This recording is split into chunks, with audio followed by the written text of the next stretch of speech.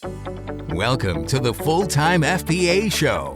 In each episode, it's our goal to help you turn part-time hours into a full-time income selling almost anything on Amazon. And now, your hosts of the show, Stephen and Rebecca Smotherman. Hello, everyone, and welcome to the next episode of the Full-Time FBA Show. We are on episode number 235 today, and we're going to be talking about how to sell through your slow-moving or aged inventory. And here with me to talk about that is my co-host and my husband, Stephen. And before you can do it, I'm going to make the obligatory joke about how you and I are slow-moving and aged sometimes in our late 40s. Yes. Today is April 8th, the day this episode drops. It's Eclipse Day, and I need to put my Eclipse glasses down on my desk so that we can record this episode. I don't even know how to respond to that. That's okay. I gave you no preparation to figure out how to respond. Let's just get to this episode so that we can get this slow-moving and aged inventory to sell quickly. When we source inventory, we buy that inventory, send it to Amazon to sell, we usually make the assumption that the inventory will sell pretty quickly, that it will sell soon after reaching the warehouse. And if you follow the methods of sourcing that we teach at Full-Time FBA, we hope that's usually going to be the case for you. For our Amazon business, our goal is to sell our inventory within 30 to 60 days of it being at Amazon. That's our goal, but there are times, and we assume you can relate to this, when your inventory seems like it takes forever to sell. In these situations, there are some tried and true strategies to help you sell through that slow-moving inventory as it ages. So usually when this happens, when our inventory takes a while to actually sell, the first thing we do is checking the price. Is the price still competitive? Remember, Amazon only gives the buy box to the lowest competitive price. That does not mean Amazon always gives the buy box to the lowest price, but rotates the buy box among the lowest competitive prices. So if you are priced at $30 and the buy box is now down to $25, that means you're still buy box eligible if you're priced around $25. So if you're close enough to $25, you'll still be in the buy box rotation. And you know what? If the term buy box is new to you, it's basically the box in the top right corner of the Amazon product page where the customer can simply click buy now or add to cart. And Amazon also calls this buy box the featured offer sometimes. As Amazon sellers, we want our inventory to be in the buy box as much as possible because it's been reported that over 80% of all sales on Amazon come from customers clicking on the buy box.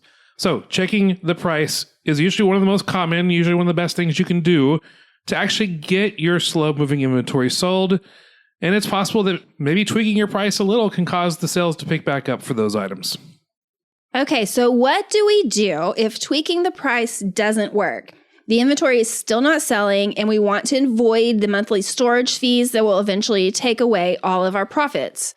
So at this point, it's up to you to decide the best action step you want to take. Here are some options that we usually use. One option for you is to advertise your slow-selling inventory. If you're in the buy box rotation, then you can advertise your product to help get more eyeballs on your item. When you advertise, your advertised inventory item will get higher results in search queries on Amazon. Advertising is not a guaranteed way to get the sale, but your chances of making the sale are greatly increased. Another option for you to try is to put your slow-moving inventory on sale, maybe with a coupon code added as an option, so your customer can use that coupon to help save money on the sale. The customer usually sees the coupon and is already thinking of maybe buying it, but then sees, click here for a 10% off coupon, or click here to save $10, whatever you want the coupon to be, and then is incentivized and encouraged to buy. Okay, so what do you do now if the item is still not selling? Here's some strategies that our coaching students have tried and that we've been using as well. These ideas will be more of a rapid fire list of suggestions, but one of them might really be helpful for you. So here we go. You could try to sell your item on eBay and have Amazon via multi-channel fulfillment fulfill the order to your eBay customer. We've used a service called Joe Lister to do this, and it's worked for us to help us sell our slow-moving inventory.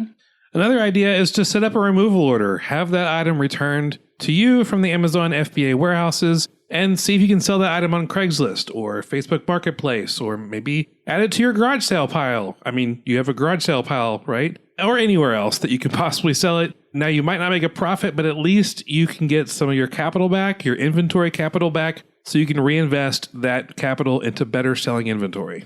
Okay, now it's time to get even more creative. So one last strategy that might work for some of your inventory is to create a bundle. Maybe some of it is not selling because that one item is just not seen as valuable enough, but if some of your inventory can be themed together, then that might get some sales as well.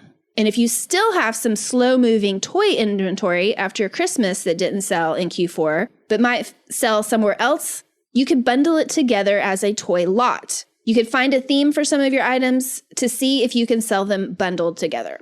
One thing that most Amazon sellers never do, but should 100% do to help them avoid this whole slow-moving inventory thing from even happening is this. Find out the why. Why was this item not selling as fast as you first thought? What went wrong? Was this situation avoidable, or did you just get blindsided? I tell you this, in most situations, you can find out why the item didn't sell as quickly as you first expected it to sell. And the number one tool that we use to diagnose this situation and gain a bigger understanding on this is Keepa. And on the Full-Time FBA Show, you probably heard me talk about Keepa, I don't know, every other episode. Keepa, if you don't know, it's a tool that Amazon sellers use online that tracks the vital information of almost every item on Amazon. You can check it out, fulltimefba.com/Keepa. You can see by looking at the past data with Keepa what might have gone wrong. Maybe you didn't sell your item earlier because when you sourced it, the price was artificially high, but it usually sells at a much lower price and you're just priced too high to get the sale right now. Or Keepa can show you that sometime before you purchased the item, the number of other sellers was starting to greatly increase. And the law of supply and demand just took over and the prices of the new competition really tanked the price. Or maybe Keepa could have showed you that you never should have purchased this item for resale at all.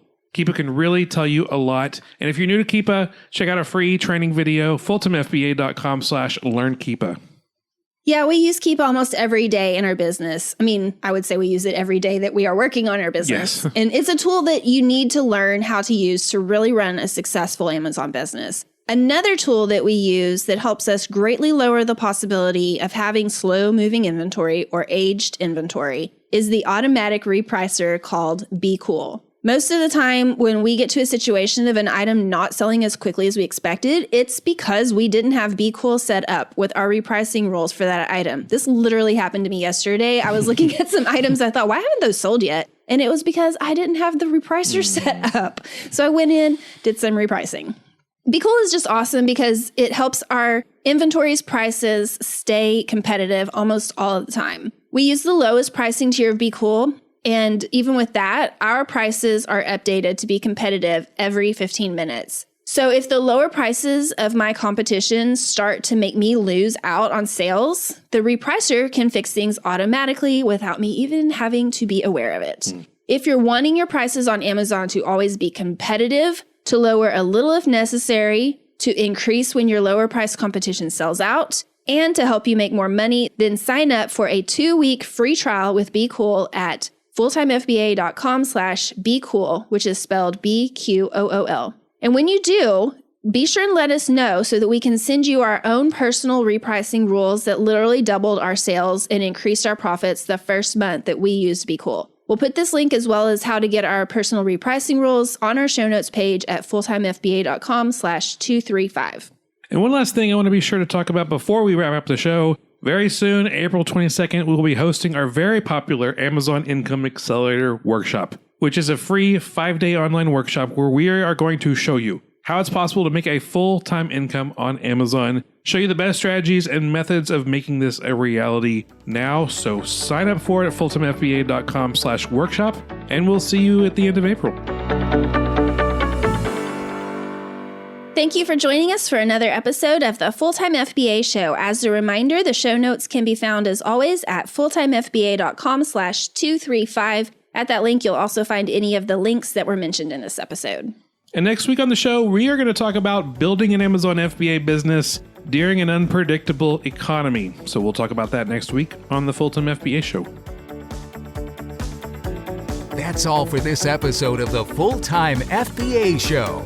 So head over to fulltimefba.com/podcast, where you'll find the show notes and links from this episode.